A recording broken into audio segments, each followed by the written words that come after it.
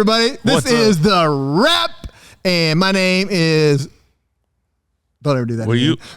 Well, you said wrap it up. Oh, you meant like we're wrapping up. No, this is The Wrap. Okay, so we'll do this for Michael. So for those who don't know, my name is Darren. I'm one of the pastors here at Connection Point Church, and with me is young adult pastor Michael Reese. And Michael Reese, what up? He just preached this past weekend, so that's why he's here. And Pastor Chris is, well, I guess we can say he's on a beach somewhere. Yeah, he was snorkeling. Bro, that's wild. He's down there with some family, and we'll be seeing him around here real soon. He'll be back this week sometime. And but you preached this weekend, and it was amazing. And for those who don't know what The Wrap's all about, in case you're new around here, don't know, I don't think Pastor Michael knows. It is where we take a look back at the previous message from the week before or the past weekend, and we kind of just extrapolate a little bit, talk about it a little bit. Sometimes we do, sometimes we don't. Kind of depends on the mood. Put a little bow on it, give you a chance to explain anything else if you think there's anything else that needs to be explained. We did this for Pastor Chris back a few months back, over a year ago, when we took away about 10 minutes of his ability to preach. And so I say, I'll give it back to you. We'll call it The Wrap. And so now you know what The Wrap is. So, all right.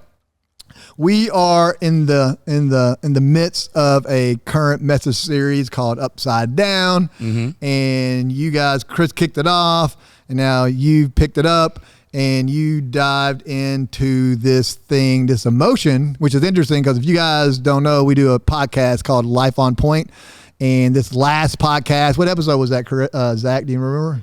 Episode 26. There'll be a link down here somewhere, down down there.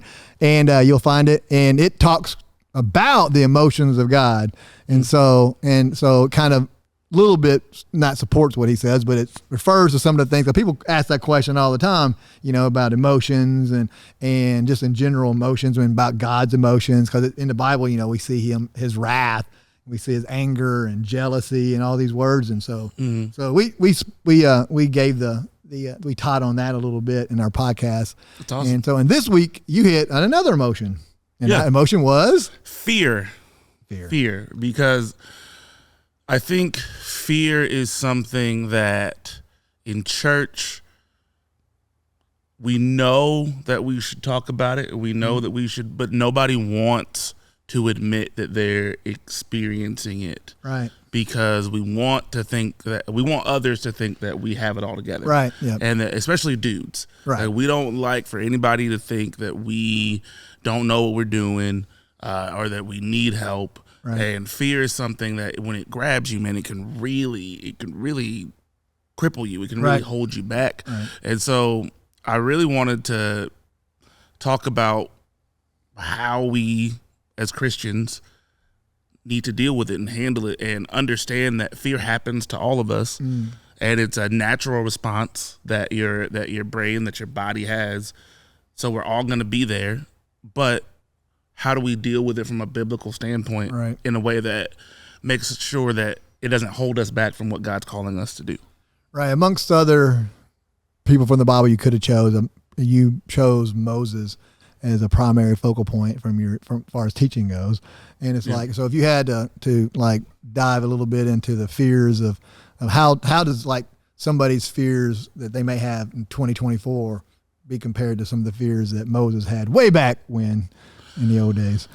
So interestingly enough, we're actually talking about this type of thing currently in our YA ministry. If you don't know, we have a young adults ministry that meets Sunday nights at the church at 7 p.m. So we've been in a theme called Everything is Fine. So we're actually talking about emotions and how to deal with them. And a lot of the conversation keeps coming back to, we live in a very comparison-based society.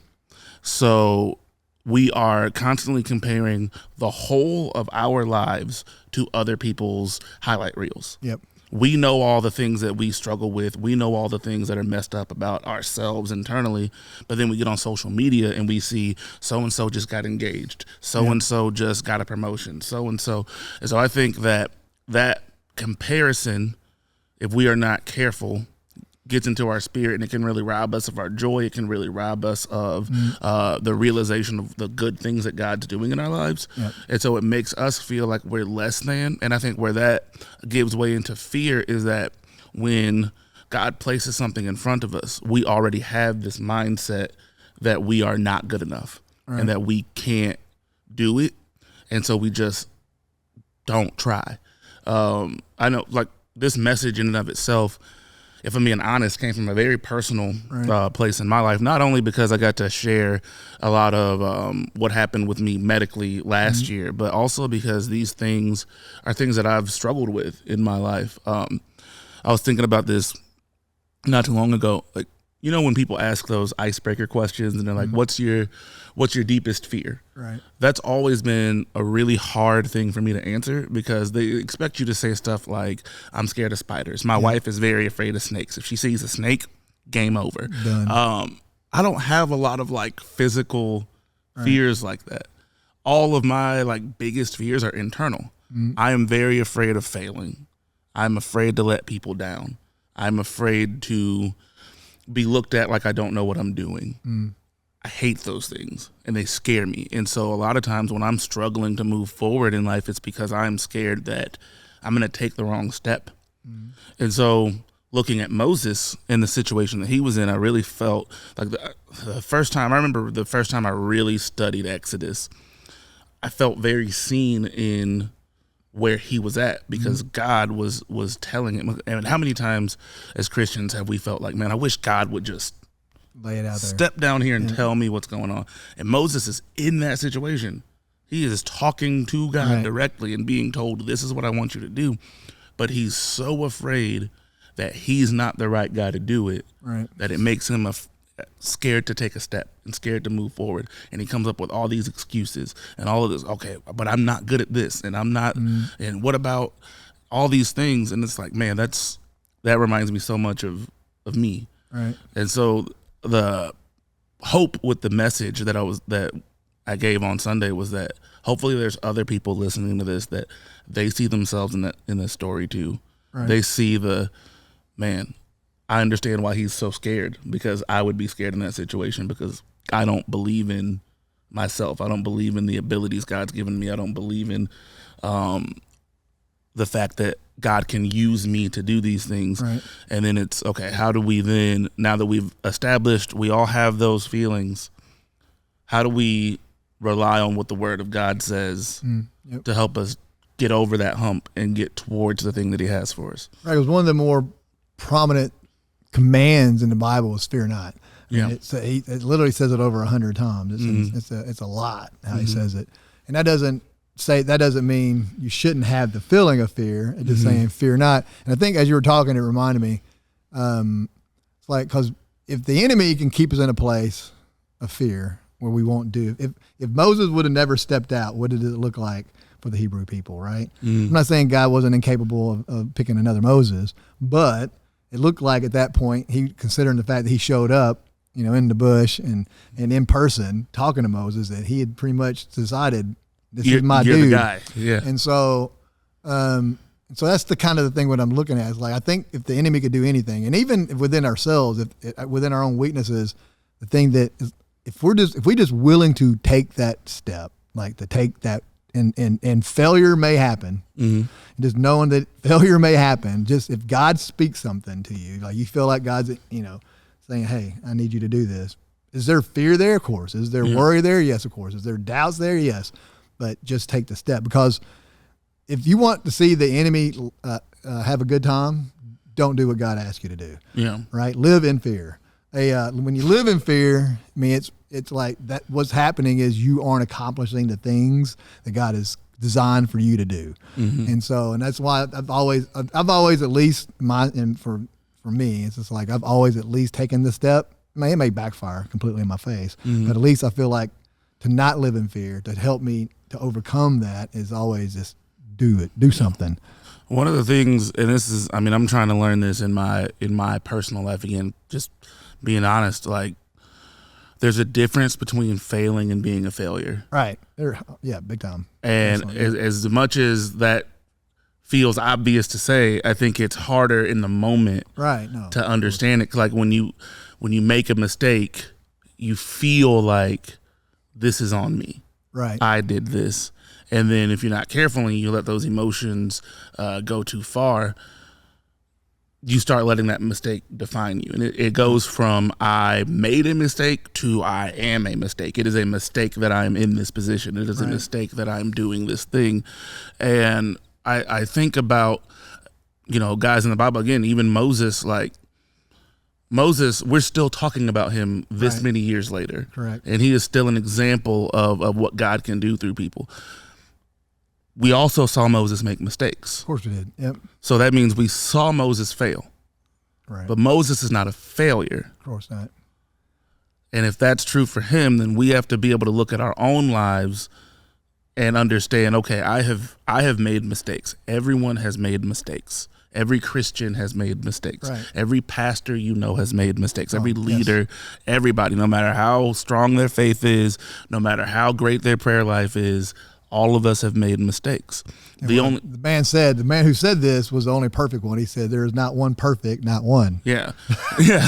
So there's a difference between failing and failure. If I've made mistakes, that's okay, because the only failure lies in walking away from what God wants me to do. Exactly right. That's kind of what I was getting at. Yeah. That's what I think. Yeah. That is the ultimate. That will be the thing that stops you in your track, as far as just living so bound by fear you don't do those things that God asked. And as you were talking again, there was something I wrote a while back, but it reminded me of it.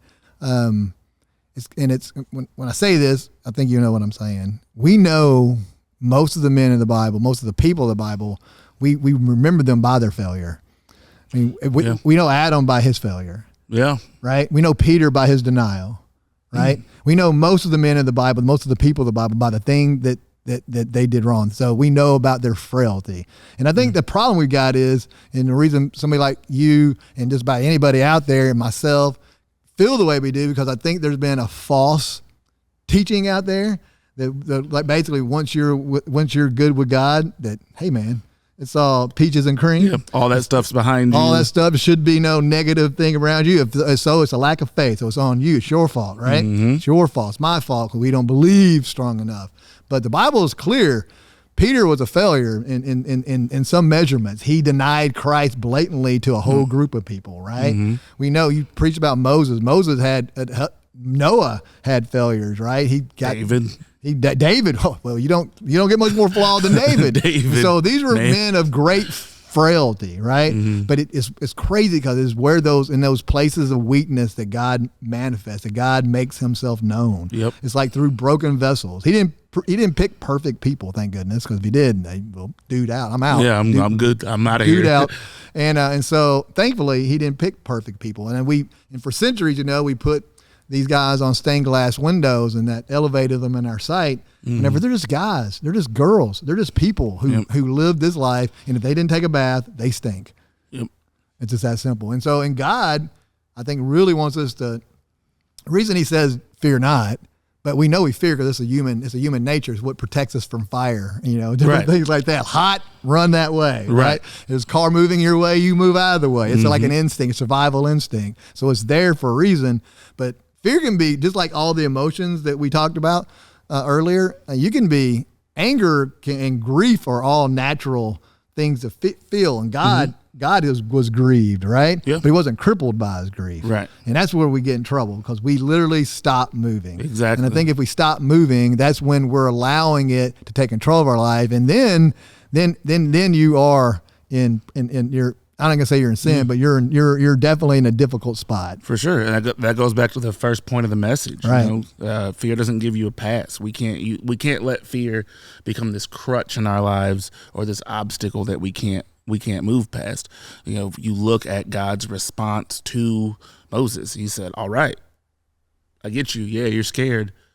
Here's some solutions." He immediately was like, "We're moving forward," and that's like, even for me, that's a big struggle in my life. I am a very emotional person naturally, so it takes me a long time. Like once my feelings are impacted, it can take me a long time to kind of get out of them and move on from them.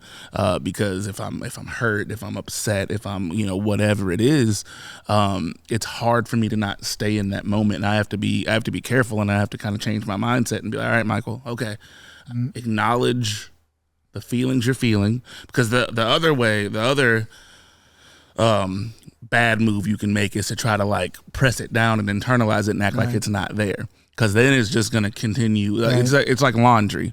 You can act like that laundry is not there and say you're going to do it tomorrow or whatever, but then you're going to have more laundry, and then you're going to have more laundry, and then you're going to have more laundry, and then there's going to be a day where you're like, I can't move around in my house, and now I got 18 hours of laundry to do. You got to process things as they're happening, so you can't repress it.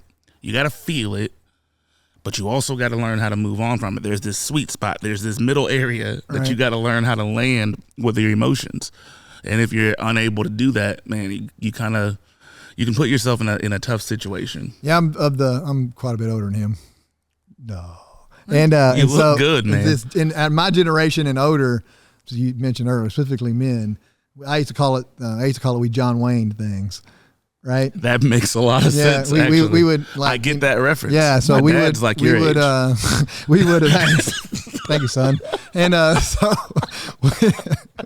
I love old jokes. And so we would, we would harbor all that, we'd keep it all in, right? And then the proverbial, when your dad would, you'd come home, dad would come home from work and literally nothing, like some like little nothing, like literally I would like drop something on the ground, like normally wouldn't bother him a bit. And all of a sudden the explosion happens, the dad explosion. It's kind of, they've got so much, it's like a shaken up 2-liter. There's just so much pressure because they're holding so much stuff in. So in a world where you got a generation older than you guys, a lot of you guys out there now, so you got an older generation that's bottled up.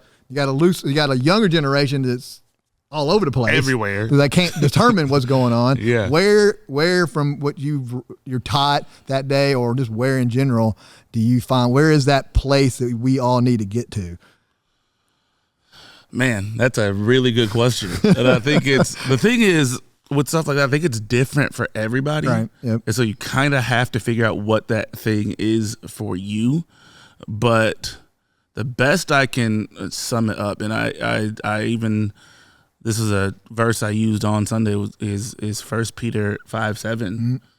Cast your cares upon the Lord because he cares for you. Like we're not meant to carry it all. So you have to figure out, you have to be conscious of, what are my limits? How do I know when I'm reaching a point where I am emotionally maxed out? Right. And then how do I healthily learn how to take that stuff off my shoulders? So for me, I'll open up about me, how I handle it is I have learned through relationships, through counseling even, that like how to know where my limits are and how do I know I'm reaching them. I start getting a lot more irritable. I start getting a lot more distant. I start getting a lot more I'm just not me. And I have people in my life that can tell me when that's happening, like my wife, my best friends, people like that are like, hey, you're kind of bugging right now. you need to something is happening. And so in that moment, I pray about it, take it to God. Okay, what am I feeling right now? What's happening? And then I determine what are things that I need to, because sometimes we can emotionally impact ourselves. Correct. Sometimes like we get upset about things and we immediately want to blame other people. Right. When it's like you also need to be able to look internally and say, okay, where am I accountable for this? Yep. And so there's some stuff that I got to figure out. Okay, Michael, where's your headspace? What are you thinking that's like not in line with where God wants you? Where are you at?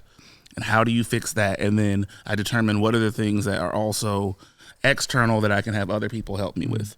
That I can go to my wife and say, hey, I need you to XYZ, or I can, whether it's at work or with a friend or whatever, if there's something where I feel like, okay, I can get some help with this. Somebody can help me wrap my mind around this. Right.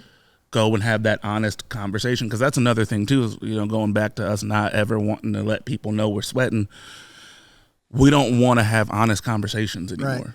Right. Yep. How many times are you angry or upset, or there's a million things going on in your world, but then somebody asks you how you're doing, you're like, I'm fine, I'm good. Right. What's up? Living the dream, killing it. We all do that because none of us want to tell someone that we are hurt. Right.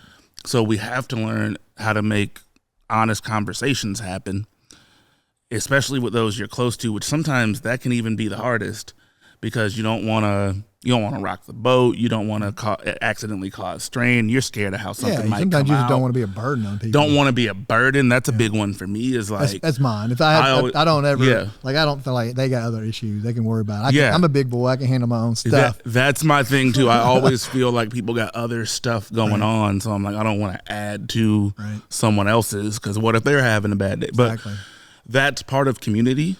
Yep. You know, and that's what I have, like, in those moments, that's what I have to tell myself. There's a reason I have the community I have. There's a reason I have the friends that I have, the coworkers that I have. There's a reason we're all here, and it's so that we can help share in each other's burdens, because just the same as I know I can come to you and say, hey, Darren, I'm not having a good one right now, and I need someone to talk to. I know that you could come to me and be like, hey, Michael, I've been in a few times to you. There's been a few text messages.